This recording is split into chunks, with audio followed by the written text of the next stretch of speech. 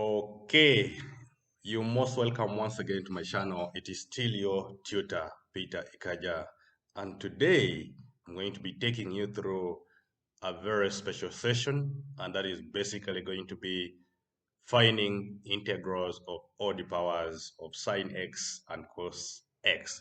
Remember, in the previous tutorial, we already talked about how to find the integrals of even powers of sine x and cos x.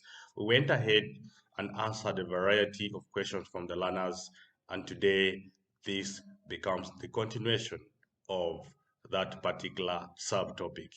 Now, I want to bring to our attention that for us to be able to integrate odd powers of sine x and cos x, we will mainly use what we call the first identity of trigonometry. That is, if we restrict all our questions on only having sine x and cos x. Now, how important will the first identity help us?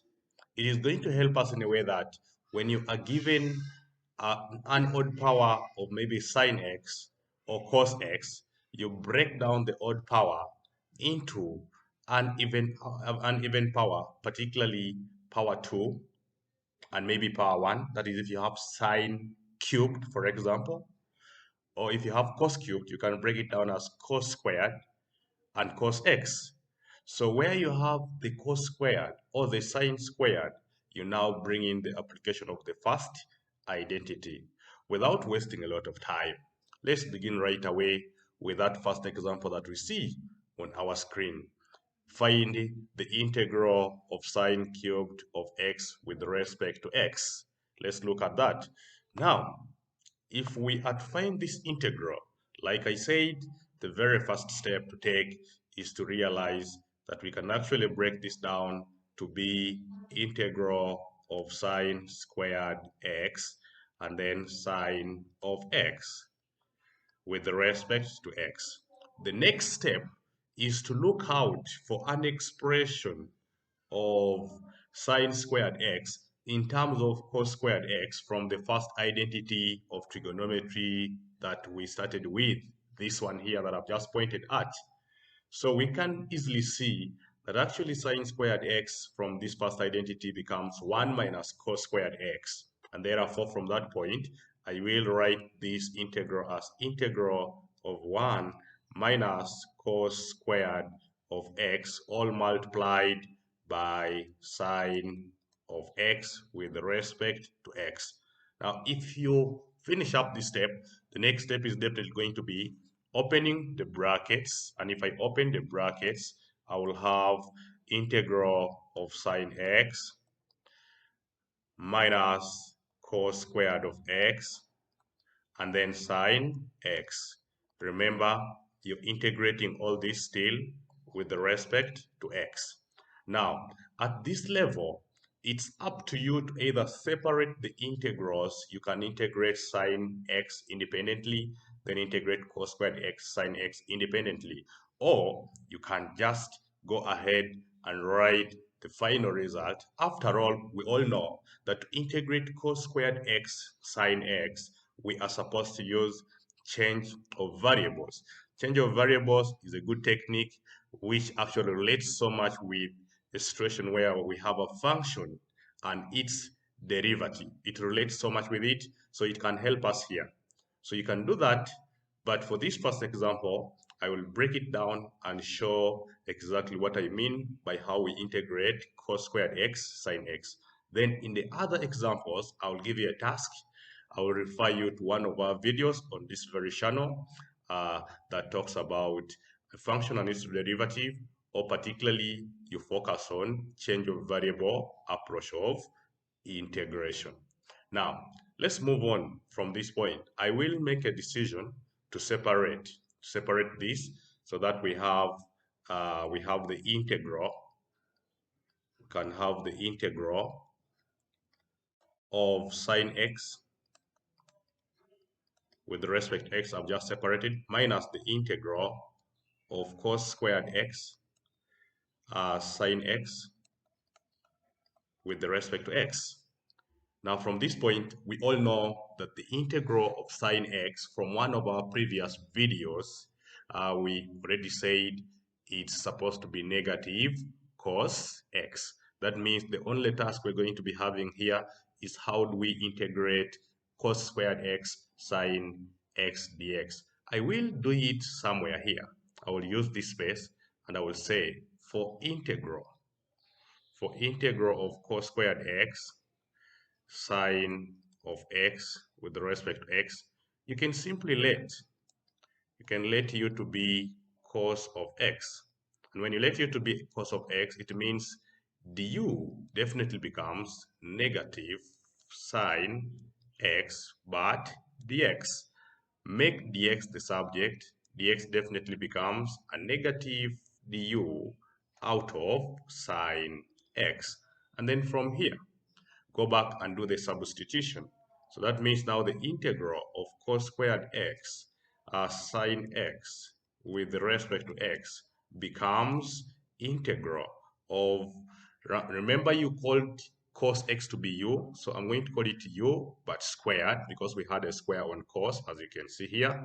And then sine x can first keep there temporarily. When you come and substitute the expression for the x, which is negative du out of sine x, definitely sine x will cancel.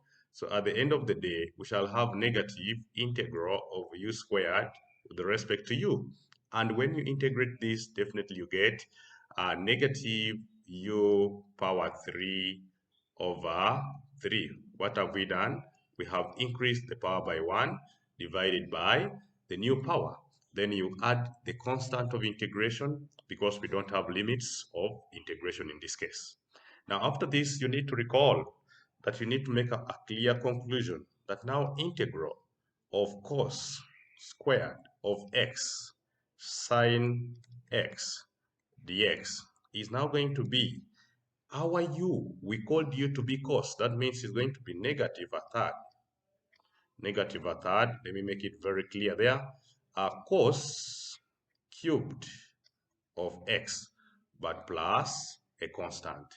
So this is just a repetition of what I had already done, especially when I was dealing with function and its derivative, particularly using the approach of change of variables. So you can follow up that video and get perfection. Now, when I get this already, I can come back here now and conclude that integral of sine cubed dx can now be written as the integral of sine x, which I know as negative cos of x, then minus the integral of cos cubed sine x, which we have got as negative a third. So you now have a negative here, negative a third, cos cubed of x plus a what? Plus a constant. That means if you make that clear, it becomes negative cos of x plus a third cos cubed of x plus a what? Plus a constant. So this is the integral of sine cubed of x with respect to x. As simple as that.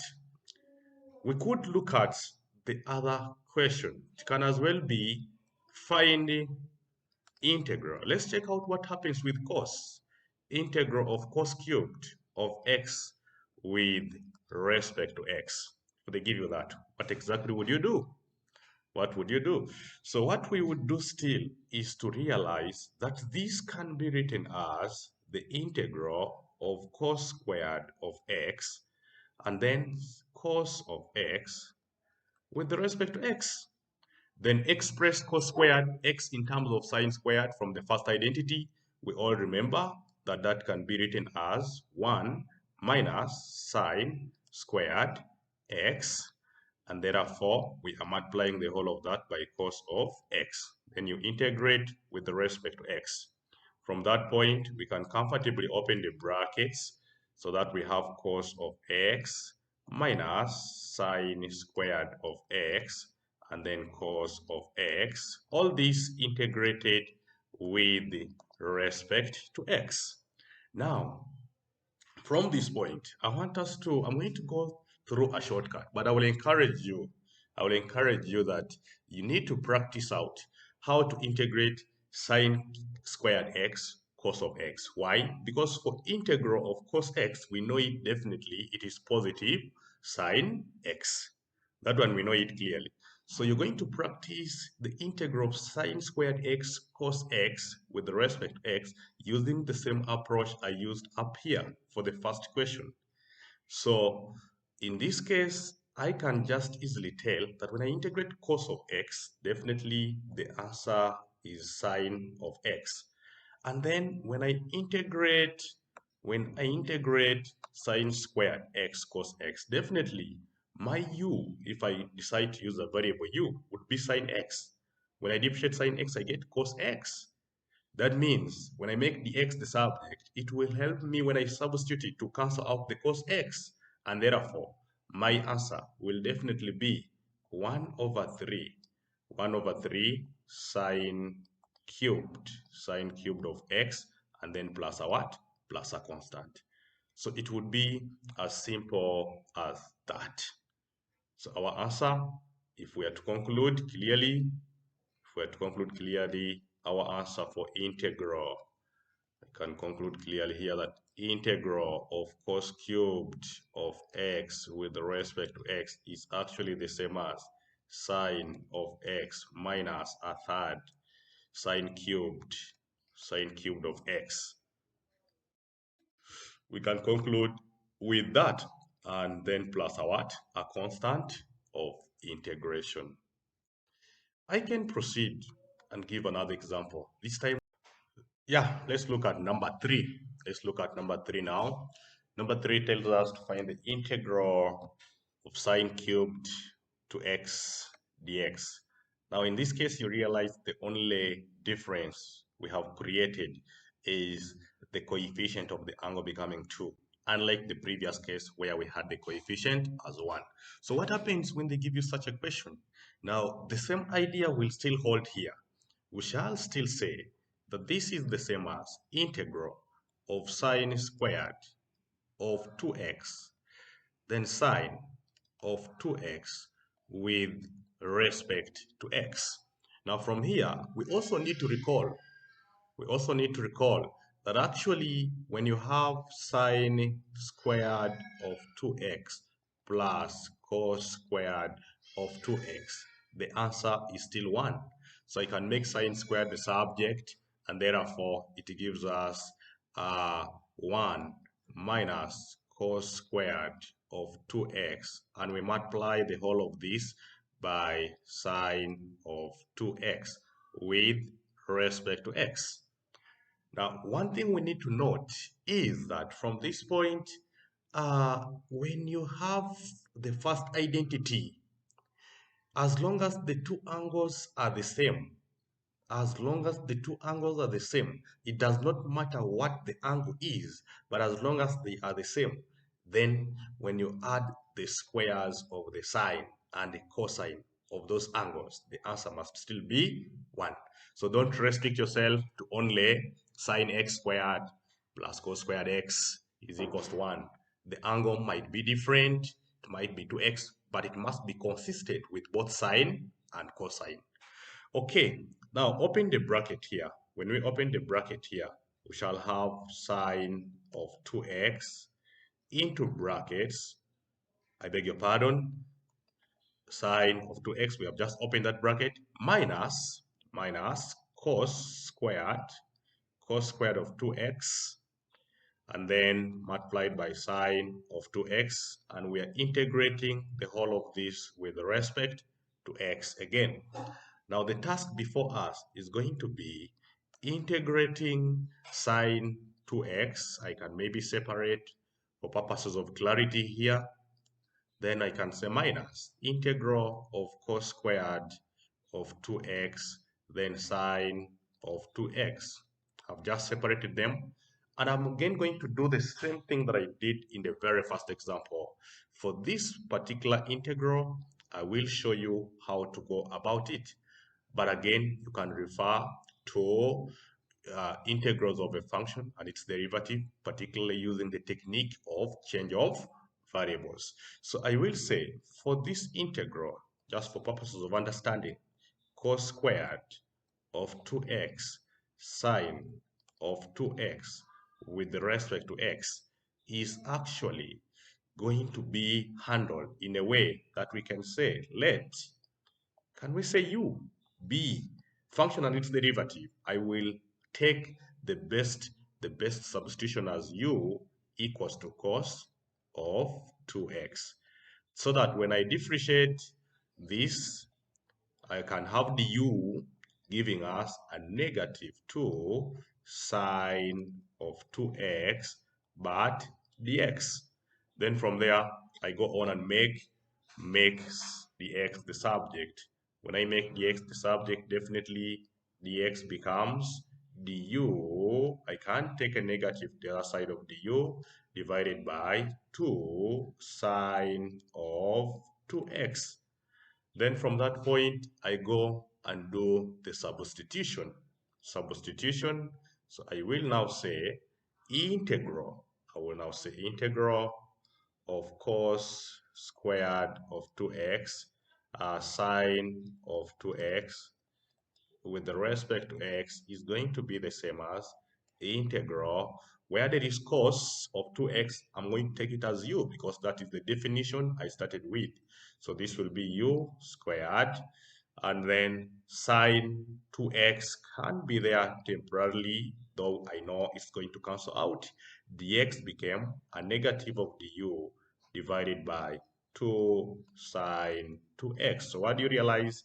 The sine 2x will cancel now.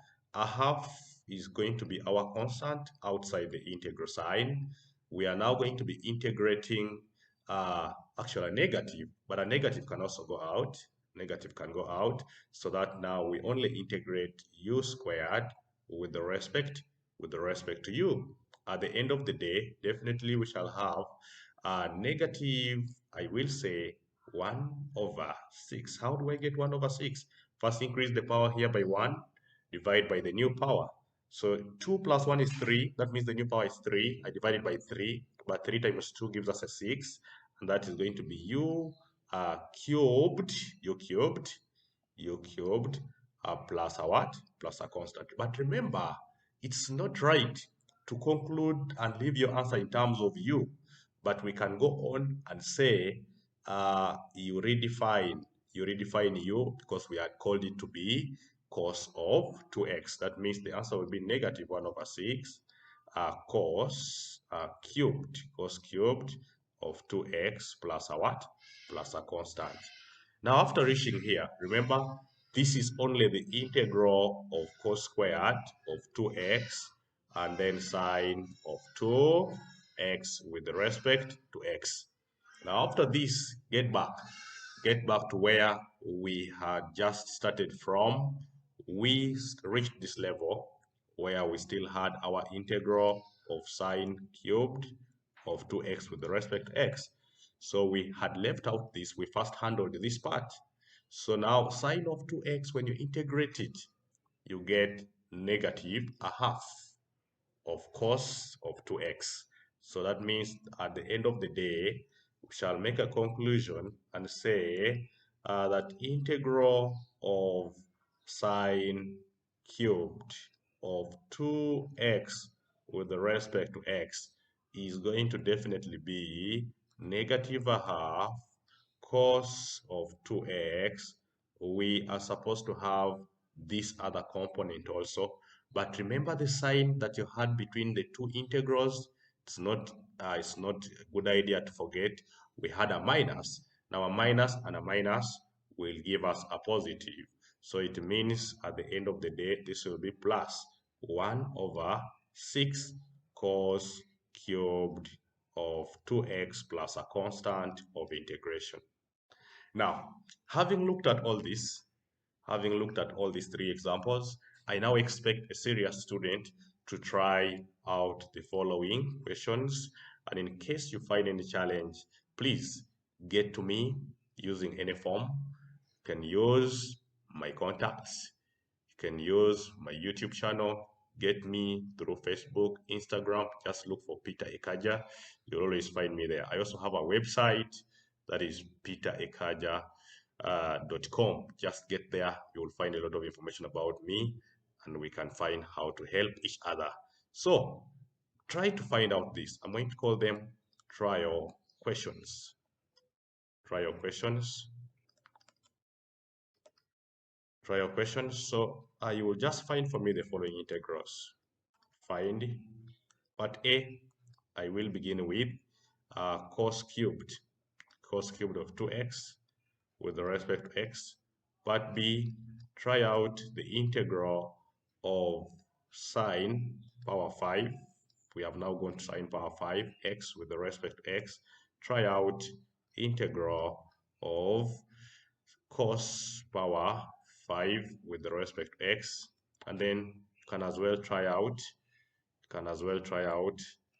integral of sine cubed of 4x with respect to x. Can as well try out integral of cos cubed of 4x with respect to x. Yeah, so with this, I expect you to now have got good ideas. You can as well refer yourself to one of the best books of pure mathematics, that is Backhouse 2. You will get more questions on this and do more practice. I thank you so much for watching, and I encourage you to subscribe to my channel, share with friends out there, so that at the end of the day, everyone benefits from these good services. Thank you so much. Bye bye.